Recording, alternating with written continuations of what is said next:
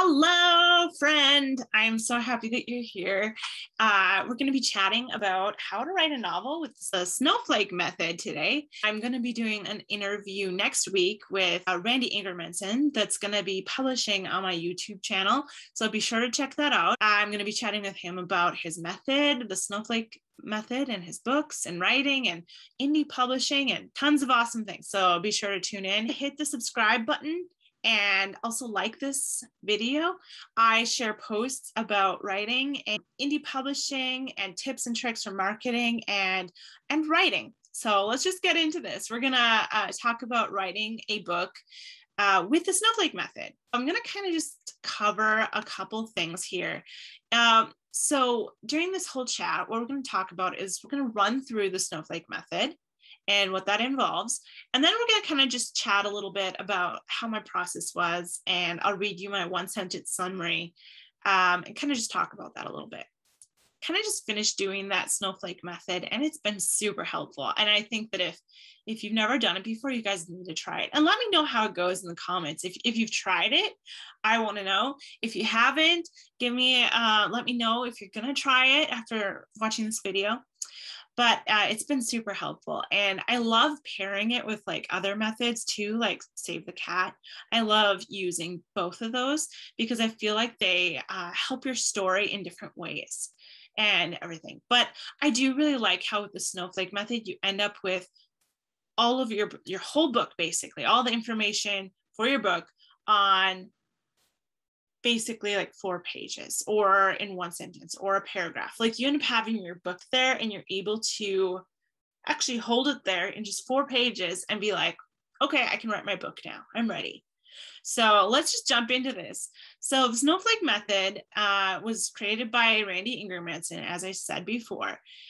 This is step number 1. You're going to write your 1-sentence summary of your book. And just make sure that when you do this, you keep it to 1 sentence. You keep it short but succinct and filled with details where it grips the people and makes them want to continue reading. It's like kind of crazy when you think of it like a 70,000 word book. Like, how in the world can you turn it into 1 sentence or a short summary? Like, it seems almost undoable, doesn't it? But it's a real thing, like real thing. So yeah, if you go to the New York Times bestsellers list, you're gonna see this in practice. Like, it's super crazy. Like, okay, Hannah Hall discovers truths about her missing husband and bonds with his daughter from a previous relationship. That's pretty good. Or opposites, Poppy and Alex meet up to vacation together one more time in hopes of saving their relationship. And it makes you curious, like you're wondering, okay, do they save their relationship? Or over here with the last thing he told me, what does their relationship look like, and what do they learn about each other, and also about this missing husband? It just creates questions in the reader's mind, which is really good. I believe that when you create the questions in the reader's mind like that, they're gonna like want those questions answered. So make sure you keep that in mind too when you're writing that 1-sentence summary, that you create intrigue where the person's wondering, I wonder what's going to happen. So be sure to check that out if you want some inspiration. The New York Times bestsellers list is really good for that. Also, another thing that's really good for that as well is Netflix, right? Just don't get sucked into Netflix and watch TV the whole day, right? So you'll just go into Netflix, and when you click on like a TV show or a movie, you'll be able to see the little description. It's like about a sentence, most of them too, but they're super, super good too. Well written as well. So you should definitely check those out for inspiration. I recommend it. Like method step number 2. For this one, you're going to expand your 1-sentence summary into a full paragraph summary. So this is really fun. You'll want to, I kind of like turned mine into a paragraph with 4 different sentences, because like, okay, here Randy Ingermanson says that he likes to think of story structure as 3 disasters plus an ending. So for me, I kind of just took that first disaster plus the opening, so the beginning, the opening image in the beginning, I hooked that together with the first disaster, basically that first sentence. Then your second sentence is a disaster. Your second sentence is a disaster. I didn't mean it like that. But anyways, then your third sentence is a disaster, and your last sentence is the ending.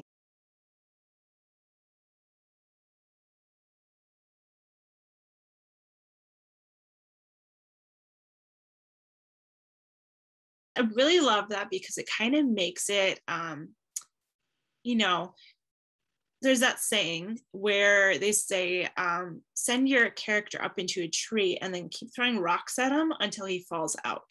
So that's a good way to think of it. You want your characters struggling with things so that they can learn things, and also so that your readers care about them as well.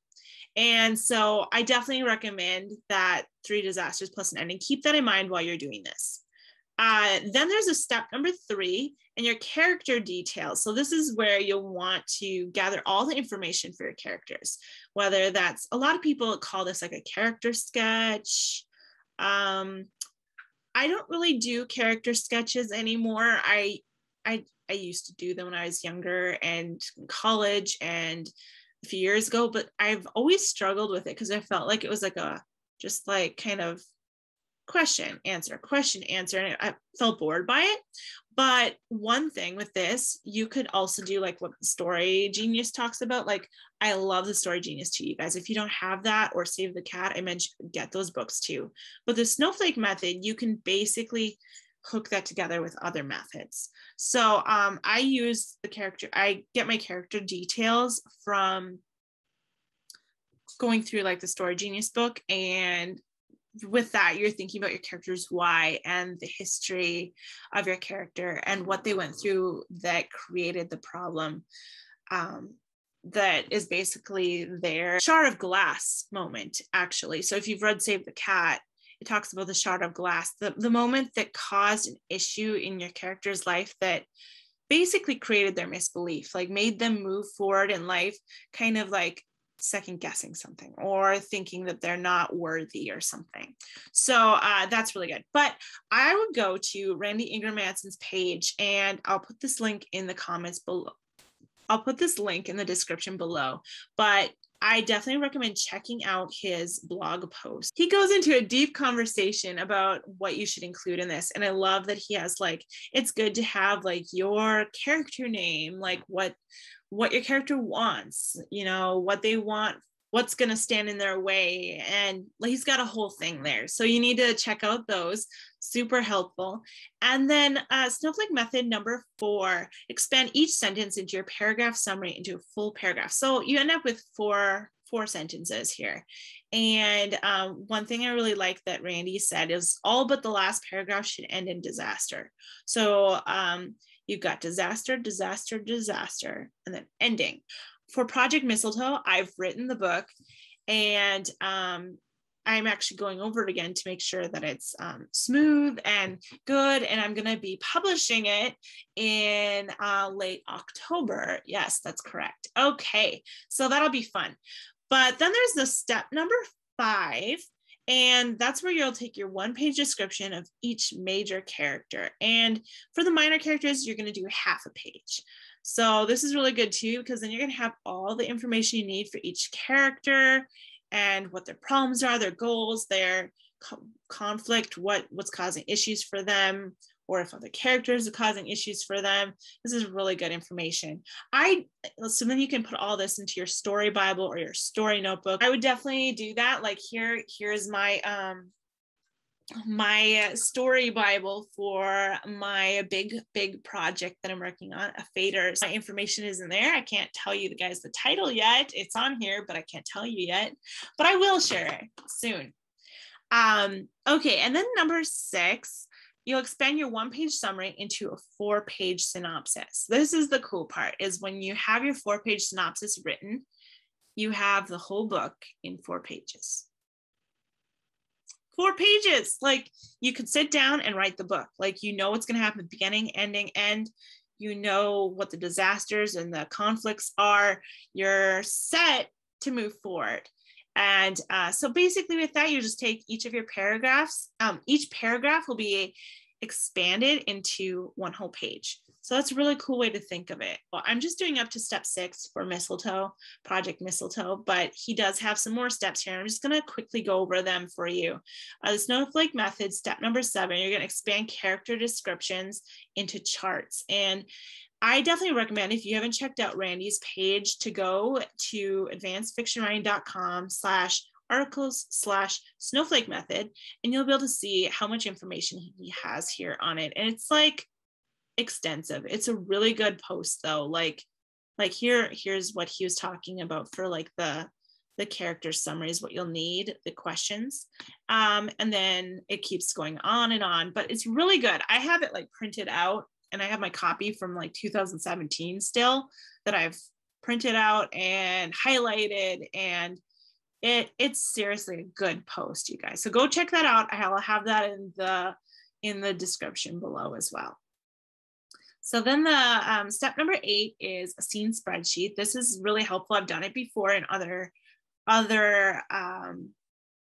books, and you can just basically take all your information, combine it into a spreadsheet to keep track of the scenes and the characters, what characters are in the scenes, what's happening in the scenes, what emotions are in those scenes. Like, it's just a good place to keep track of everything. And you know, I don't know if you guys have read the book, The Emotion Thesaurus, but I've also gone through there and found like emotional like words that I want to use to bring across the feeling of the book. Because have you ever read in a book where it's like, wow, you get a mood from reading it? Like, I just finished reading The Guest List, and she does such a good job. Lucy Foley, she does such a good job of creating this atmosphere of this spooky kind of like chilling island in Ireland, and there's a murder that happens, and it's like, yeah, in the best non-spoilery way to say it, it's she brings across the mood of the story in the setting. So that's one thing I think that you should think about too, to do in your scene. Make sure you bring across the mood of the story in your scenes. Then there's step 9, which is write a narrative description of your story, which is basically a long synopsis with a description of each scene from your spreadsheet. And this is really helpful too, but one thing I think Randy said is he doesn't do this anymore. I don't do this. So just wanted to share some of the other steps in his Snowflake method with you guys. So, and then of course, the step number 10, I will start doing this one, which is begin writing. So there's always this quote in the article of his that makes me laugh. It's like, at some point you've got to actually write the novel. And isn't that true, you guys? We have to write the novel. We need to get it written, and then it's done, you know, we need to finish the novel. So let's get to this, right? So I'm using the Snowflake method, as I told you. So I'm going to just kind of walk you through how I've used it with mine. So I kind of sat down with my notebook and I just started writing out the Snowflake method one sentence summary. And when I did that here, let's see, where's my little notes? Oh, yes. That's the problem of being a writer. You've got too many notebooks on your desk. And then it's like, wait, where is it? Okay. So basically I took my notebook and I ended up writing out on one page. I ended up writing the sentence here. It ended up being kind of crap at first. Then I rewrote it. Then I rewrote it. Then I rewrote it. And then I was like, yep, okay, that one is the winner. So yeah, super, super exciting. I just want to share with you my one sentence summary for Project Mistletoe. And I'm super excited about this, you guys, because it's kind of a funny project because I didn't set out to write it. And you might laugh or think that's kind of weird, but I set a goal for myself in 2019 to write a book in a month and actually get it out on Amazon. So it's crazy, but I had that deadline that I had to meet because, like, if you don't get a book up and downloaded on KDP, that you can basically run into issues where KDP gets mad at you if you don't upload it in time, of course, which is understandable, right? But yeah, so I had to get it up, and I had to get it up for pre-order. Since it was up for pre-order, I had to get it up, and I got it written. It was closer to a novella length, but now it's being made into a novel, so it's being made longer, and I'm going to be releasing it as a serial, so this is super exciting. But yeah, so my one sentence summary ended up being: a single recent grad leaves New York City and flies home to North Dakota to claim her inheritance, an inn. But there's a catch. To get the inn, she must be engaged. So that is my one sentence summary. And I really wanted to create this intrigue of like, what? There's a catch. She has to be engaged, but she's single. Like, so yeah.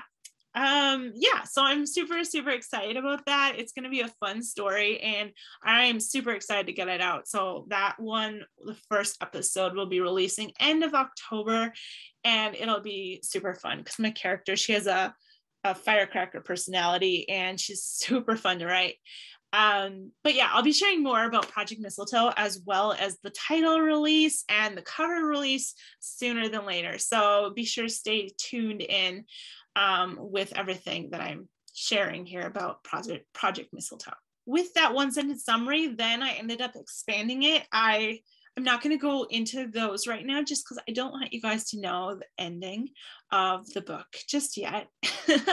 Once the book is out and everything, I will probably do like a walking through and show you like what I actually wrote, because I have like, here, let me show you actually. Here we are. Yay. So here's my Scrivener. So I have a Snowflake Method here, and I have my one sentence summary, my full paragraph summary, my character details, one page summary, and also the one page summary for the characters, and the one page summary for the story. And then I have my 4-page synopsis right here. So I have all those written, and I mean, I think that once I've published the book, I will end up sharing all that, because I really like it when authors share kind of like what went into the making of the books and stuff, and it's super fun. So I will share more on that, but I was thinking for this first video, I'm just going to share my one sentence summary. So I'm super excited about this. It's going to be awesome. And another thing I wanted to share quick, this kind of goes into Save the Cat some. Like, if you guys don't have this book, I talk about it a lot. This is another one that you're going to want to get. But in the book, she talks about, help, I'm writing a series, the series beat sheet. And the great thing is you can use this to write like a serial as well. So if you're thinking about writing a serial, which is basically a TV series in book format. So super cool. So like 1 week you release serial 1, and then 2 weeks later you release serial number 2, serial number 3. And so it's kind of like episodes that release every 1 week, every 2 weeks. You make up your mind, or once a month, whatever you decide. But in here, she talks about how to break that down for a series. So you can still use that for breaking down what's happening in your serial. You basically would have a serial beat sheet, as well as an episode beat sheet, like what happens in that first episode. But then your serial beat sheet will be like what happens in each episode that makes up the whole book. So that's really good to know. But I just wanted to let you guys know that is in the book on page 286. And you can see all of it's highlighted. Like, this book, I swear, you guys, has so many like notes and everything in it. But yeah, so anyways, that is one thing I wanted to share. Another thing is that if you go to savethecat.com, they have a beat mapper, and then you can see how many words you need to write. Well, I mean, you type in how many words you need to write. So I'm aiming for about 70, 80,000. So I type that in, and then basically they give me this, which is opening image. It's going to be 1 to 799 pages. The theme stated should show up on or be around the 3,999 mark, the setup. And so I really love this. So make sure you go to the Save the Cat website, and on, like, I think it's on the right side of the page, there's a beat mapper, and that's where you can put in your word count, and then they'll give you this beat these beats broken down. And then you kind of know where you need to go with it. And then I kind of broke it off into what's going to be in each serial, because I'm going to have 5 serials, so 5 episodes that make up the entire book. So that's super, super cool. And so yeah, I just wanted to kind of share that with you. I also ended up breaking that down. Of course, I had to redact all the information because I can't share that with you guys yet.